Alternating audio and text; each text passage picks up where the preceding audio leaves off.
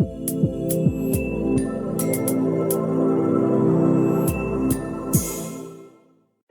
everyone. For today's course, we're going to learn how to draw this building surface.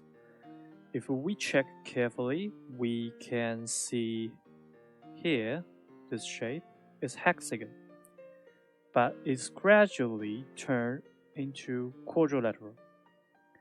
This edge will getting shorter and shorter when the building is getting higher and higher. So how to achieve this effect?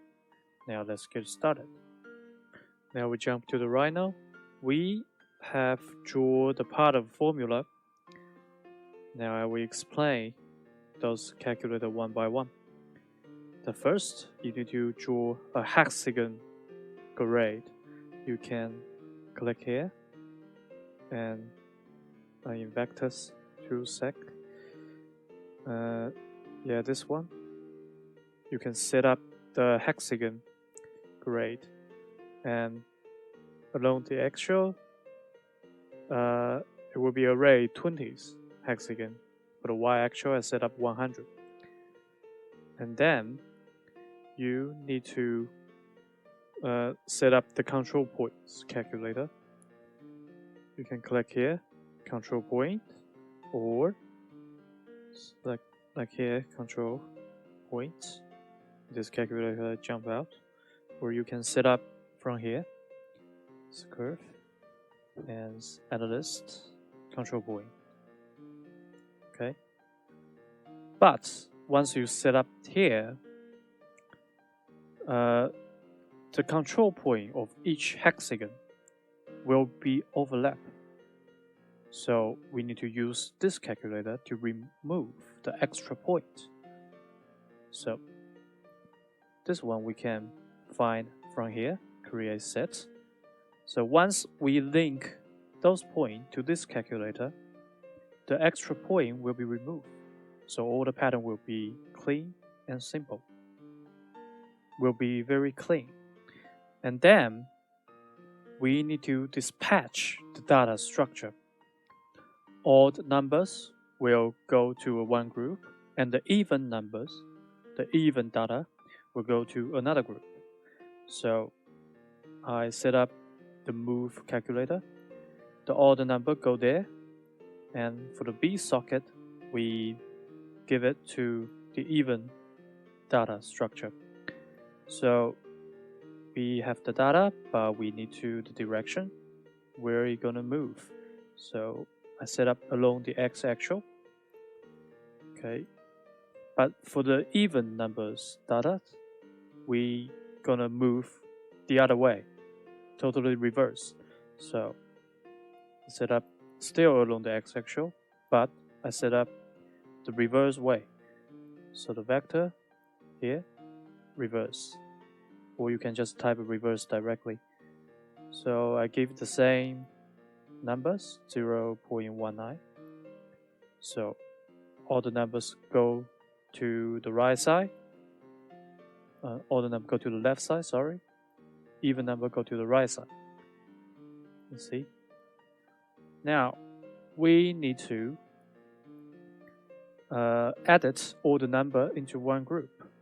So we use this calculator. You can find this in here, list, and VV.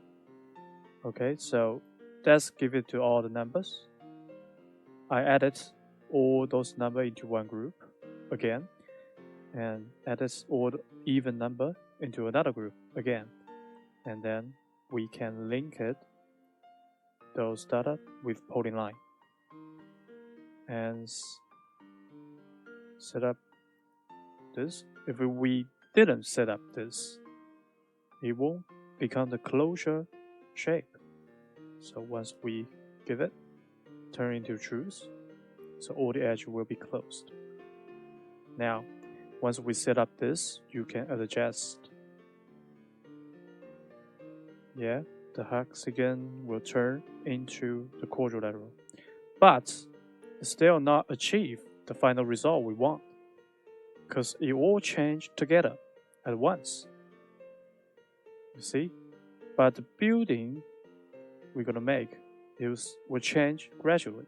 So we need another calculator to influence to what extent how much the hexagon will change to in the quadrilateral.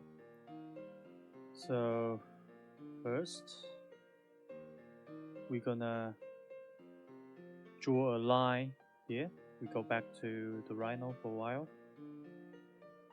That. We draw a line around here. Now, back to the Grasshopper. We need to relate all the pattern to this line. Use this line to influence the change of this pattern. When the line change, the pattern change. So we first set up a line. Oh yeah, I explain why I set up like that. Because, for example, the point here to the line, and the same here, the point, the same of each hexagon over this point to the line. The distance is different. So once we change the logic of this computer. So when the line is shorter, the change of hexagon to quadrilateral will be smaller. When the distance is longer, the change of the hexagon to quadrilateral will be stronger. That's the command we're gonna give to the computer. Okay, now we start. I delete this two line, and I need to set up this line, and right click, set one line. Oh, sorry. Let's draw this. Delete the line we just drew. Next, we're gonna get the distance from each point to this line. So I use this curve closest point. And where is our point? Okay, here. We get our point and we get our line. But just directly use this distance will be too huge for our model. So we need to shrink the distance. So we need to use some mathematic trick. So the distance, I give it to this multifunction and give it a factor 0.001 and give it. No, it might be too small. 0089. Give it and give the result to the motion. Okay, give it and give it. Now we check, and okay, this arrow happened. So we disconnect for a while. Okay, disconnect and disconnect. So the maximum value that is gonna move must be smaller than the length of each hexagon's edge. So the length of each edge will be 1. So the maximum number will be 0.5.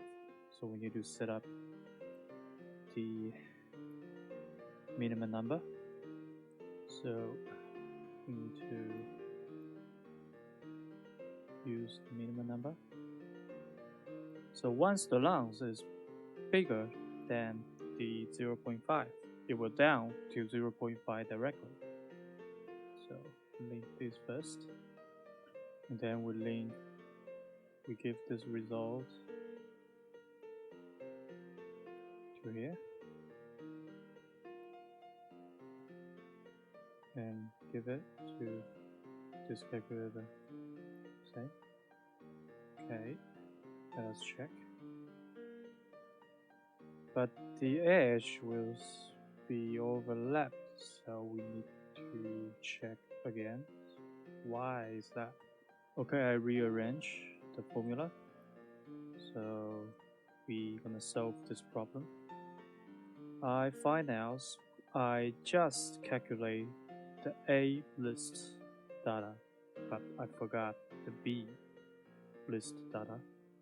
So we just copy all those things. Copy all those things. But I link B to the socket.